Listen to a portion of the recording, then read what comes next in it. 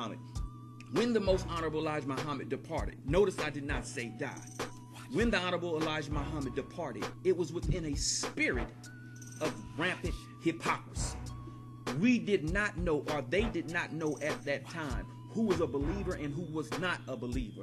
This was a master chess move by Master Fard Muhammad in a world or in an environment of Satan, who absolutely desired to destroy the nation of Islam and the Honorable Elijah Muhammad.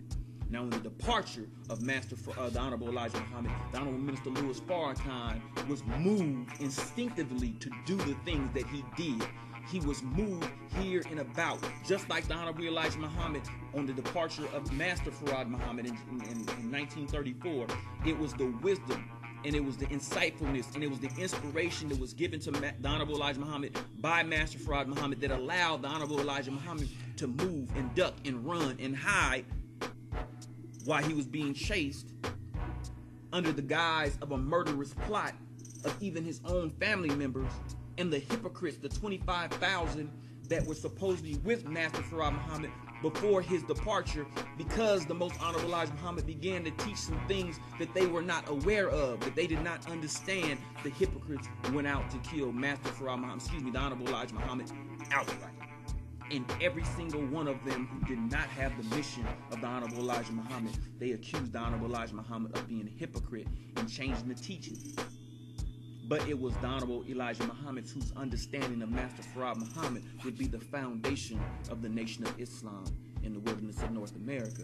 And so in 1975, you see that history repeated, and you do not know the thinking or the thoughts of the hypocrites, and you do not know the thinking and the thoughts of the agents and the FBI men and women, and you didn't know the thoughts and thinkings of a government who we say are a government of devils, that we say is led by the satanic mind themselves. So now you, in your righteousness, understand something. Your self-righteousness, your understanding of the Most Honorable Elijah Muhammad, I'm talking about the hypocrite. Nothing you have said and nothing that you have done has created any measurable weight of good. You have nothing that you can stand on and point to and say, this is my righteousness and this is what my righteousness produced. Your best thought is repeating the thought of the Most Honorable Elijah Muhammad. Your best words is when you bring up the Honorable Minister Louis Farrakhan and you try to bash him, but no one would even pay attention to you if you didn't mention the name of the Honorable Minister Louis Farrakhan. Meaning you can't have a whole show and produce a show without mentioning the Honorable Minister Louis Farrakhan's name, because you are getting strength and power by even mentioning the name of the Honorable Minister Louis Farrakhan. You can't have a show, Shabazz. You can't have a show and do a damn thing unless you mention the name of the Honorable Elijah Muhammad. That's not a bad thing. But the point that I'm trying to make is that you yourself have done nothing. You do nothing of good yourself. You have produced nothing, yet you point at the Honorable Minister Louis Farrakhan as a hypocrite. Now understand something. You are saying that you have the proper understanding of Master Fard Muhammad and the Most Honorable Elijah Muhammad, right or wrong. And it is your understanding that you say is the proper understanding that should be the foundation of you developing or building some works of your own. However, your belief, your righteousness, your so-called understanding of the works of the Honorable Elijah Muhammad and the teachings of Master Fard Muhammad has not produced any measurable good whatsoever. If so, spend your time pointing at that and not necessarily pointing at the Honorable Minister Louis Farrakhan. Now the man that you call a hypocrite, that you say deviated and has ran away from the teachings as if you know the teachings, that man who you point at, that you build your reputation by beating on him and taking bites out of his back, that man with his supposed hypocrisy has gotten the whole world to look at him.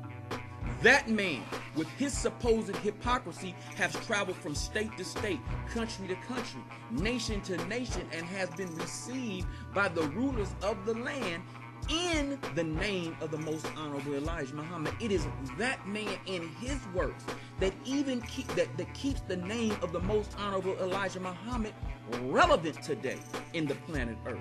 It is that man that has done so many works and so many things, whether you like it or not. The bottom line is you would have nobody to talk about if it wasn't for the Honorable Minister Louis Farrakhan.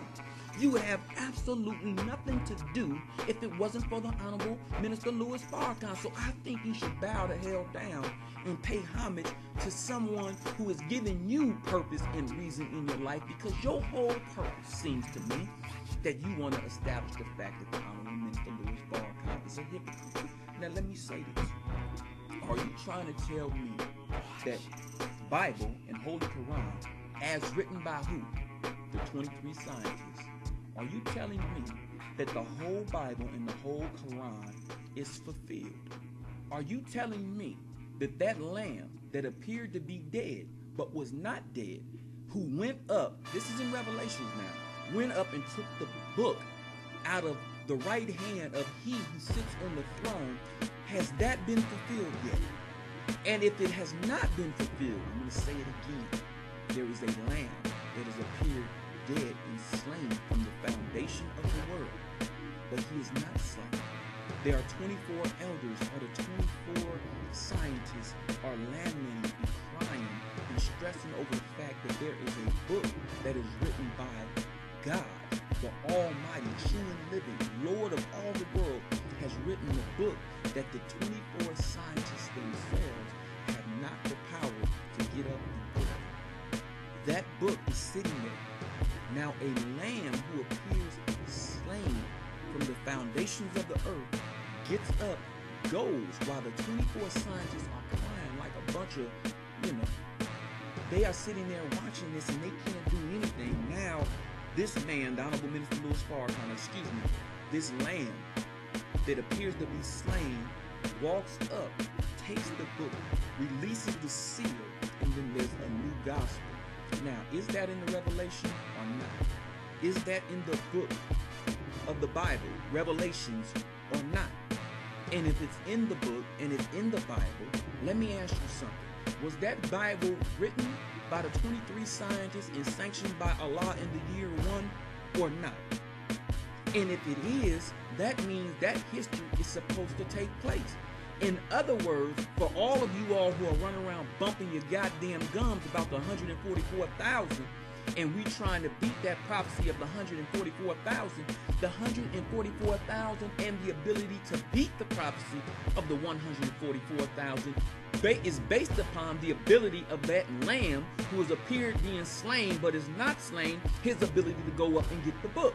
If there's not a man or a lamb that goes and gets the book from the man who is sitting on the throne, then that tells you that there's no 144,000 and there's no chance to beat the prophecy of the 144,000, because that whole prophecy is based upon a man going up, getting the book out of the right hand of he who sits on the throne. My question to you, oh wise scholarly one who want to get up bumping your goddamn gums as if you know the teachings of the most honorable Elijah Muhammad, my question to you is that in the book? And is that part of the book sanctioned and written by the 23 scientists and signed off by the 24th scientist, who is Allah, who wrote this book and released this book in the year 1 of this present calendar? Is that supposed to take place? Okay, if the most honorable Elijah Muhammad is dead and gone, like that's where you want to put it. You want to put the honorable Elijah Muhammad in the grave. You say you love him. The Holy Quran tells us that we don't even mention a Muslim as being dead, but you want to put the honorable Elijah Muhammad in a grave, right? The message, this Holy Quran teaches us of a Jesus. Now, who is that Jesus? You bump your gums about the true history of Jesus that the most honorable Elijah Muhammad taught us. That the honorable Elijah Muhammad taught us that in the true history of Jesus, that Jesus of 2,000 years ago did not die on a cross, but he died in the form of a cross, and he was stabbed by one of the Roman soldiers. Right or wrong. So that means the true history of Jesus, or any history of Jesus that you read in the Bible or the Holy Quran, is not the history that we're taught by the Honorable Elijah Muhammad. But the history of the prophetic Jesus, or the 2,000 year Jesus that is written in history but is really a future Jesus, today's Jesus, that book, that man is written of in detail in both the Bible and the Holy Quran. If the most honorable Elijah Muhammad is dead and gone, who plays the role of that Jesus is the question that I want to ask you. Or are you just scratching that part out of history? Now, why is this important? It's simple. You say you know the teachings of the most honorable Elijah Muhammad. So if you know the true history of Jesus, then who is this Jesus written of in the Bible who did not die, who was not killed? The Holy Quran teaches of this. The Bible teaches us of a Jesus that he was not really killed at all. He escaped the death plot. Well, who was that person?